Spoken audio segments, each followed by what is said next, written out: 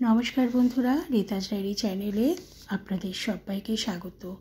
আজকের আলোচনা খুবই সামান্য কিন্তু খুবই গুরুত্বপূর্ণ একটা বিষয় নিয়ে, সেটা হলো সিঁদুর। সিঁদুর এমন একটা জিনিস যেটা বিবাহিত না হলে কিন্তু পরা যায় না। একমাত্র বিবাহিতা নারীরাই কিন্তু এই সিঁদুর পরার অধিকার পায়। তো বন্ধুরা, এই এক চুটকি সিঁদুর কিন্তু হিন্দু বিবাহিত মহিলাদের অসামান্য একটা সাজ। এই সিঁদুরের ছোঁয়ায় নারীরা হয়ে ওঠে অসামান্য সুন্দরী। হিন্দু দেবদেবীদের পূজা কিন্তু অসম্পূর্ণ হয়ে যায় যদি এই সিঁদুর না থাকে। একটা কথা আমি বলছি, যখন কোনো মন্দিরে যাবেন, যে কোনো মন্দিরে, তখন আপনারা আঁচলে করে সিঁদুর নিয়ে যাবেন। ফুল, মালা, মিষ্টি তো নিয়েই যান, কিন্তু সিঁদুর নিয়ে দেখুন না, এবং ওই সিঁদুর মাকে পরিয়ে দিন, দিয়ে আপনারা বাড়িতে নিয়ে আসুন। ওই সিঁদুরটা রোজ আপনারা ইউজ করুন। দেখবেন স্বামী স্ত্রীর সম্পর্ক কিভাবে ঠিক হয়ে যাবে, তিক্ততা দূর হয়ে যাবে। এই সম্পর্কে আরও টোটকা আমি আপনাদেরকে অবশ্যই বলবো। অনেকেই আছে স্বামী স্ত্রীর সম্পর্ক ঠিক থাকে না, প্রচণ্ড মারামারি, অশান্তি, স্বামী স্ত্রীর মধ্যে থার্ড পার্সন চলে আসে, তাতে কিন্তু আকর্ষণ থাকে না। এবং কি বলবো, ঘরে যে আসার একটা, স্বামী হয়তো ঘরে আসছে না, বা স্বামী ঘরে আসলে স্ত্রী আসছে না, স্বামী স্ত্রী সম্পর্কটা একেবারে তিক্ততায় চলে গেছে। তার জন্য কিন্তু আপনারা একটা জিনিস করবেন, নতুন সিঁদুরে কৌটো নেবেন। এটা করবেন শুক্রবার দিনকে। শুক্রবার দিন একটা নতুন সিঁদুর কৌটো নেবেন, আর একটা ময়ূর পালকের ওপর সারা রাত সিঁদুর কৌটোটা রেখে দেবেন, এবং যেখানে শ্রীকৃষ্ণ আছে সেরকম জায়গায় রেখে দেবেন। পরের দিন ওই পালকটা পুড়িয়ে সিঁদুরের মধ্যে মিশিয়ে 3 দিন ঠাকুরের সামনে রেখে দেবেন। তারপর ওম নমো ভগবতে গোবিন্দায় নমঃ 108 বার জপ করবেন 3 দিন। তারপর মঙ্গলবার দিন যখন আসবে, তখন স্বামীর হাতে ওই সিঁদুর আপনারা পরবেন 41 দিন। 41 দিন না হলেও আপনারা প্রথম দিন অন্তত পরবেন। তাহলে দেখবেন স্বামী স্ত্রীর সম্পর্ক কিন্তু মজবুত হবে, তিক্ততা দূর হয়ে যাবে, মিষ্টতা চলে আসবে। আর একটা উপায় আপনাদের বলছি, এটা করবেন মঙ্গলবার দিন। পান পাতার ওপর মেটে সিঁদুর আর তেল এবং ফিটকিরি দিয়ে আপনারা কী করবেন, ওইটা অশ্বত্থ গাছের গোড়ায় বা বট গাছের গোড়ায় রেখে আসবেন। তাহলে কিন্তু এটা ভীষণ শুভ ব্যাপার।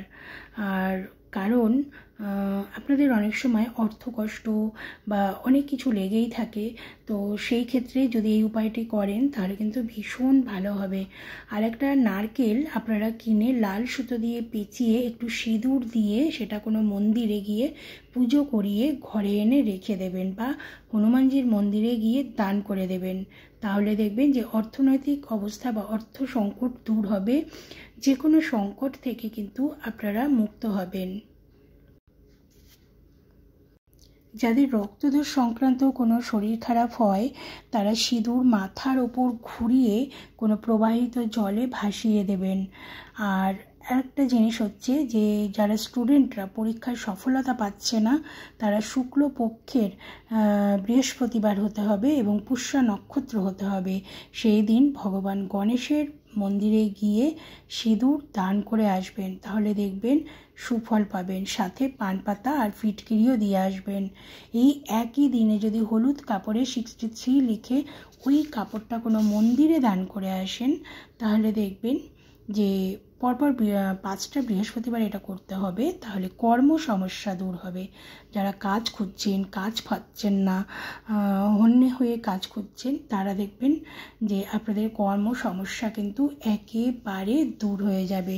আপনারা চিন্তাও করতে পারবেন না যে এটা কটা মঙ্গলবার, কটা বৃহস্পতিবার আপনারা করুন, অন্তত 3টে বৃহস্পতিবার করুন। তাহলে দেখবেন যে আপনাদের কর্ম সমস্যা একদম দূর হয়ে যাবে।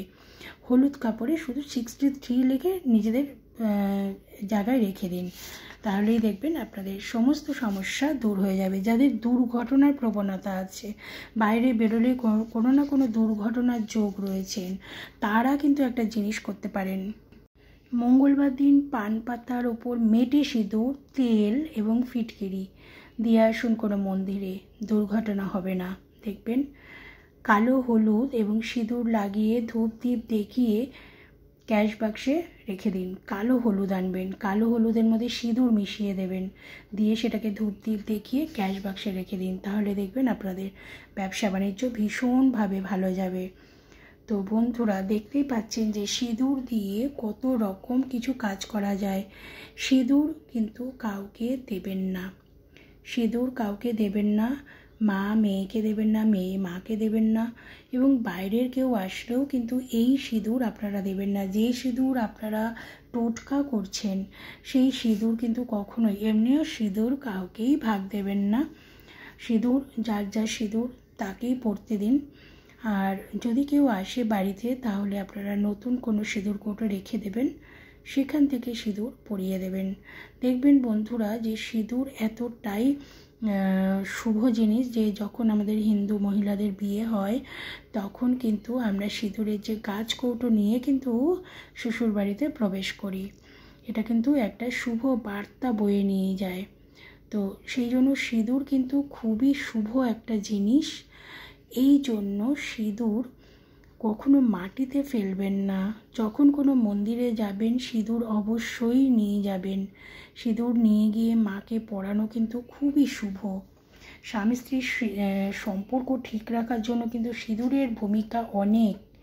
সেই জন্য ওই সিঁদুর দিয়ে যে টোটকাটা বললাম ময়ূরের পালক দিয়ে, ওটা করবেন। 3 দিন ঠাকুরের মন্দিরে রেখে দিয়ে তারপর এই সিঁদুরটা 41 দিন পরুন, দেখুন সম্পর্কটা ঠিক হয়ে যাবে বন্ধুরা।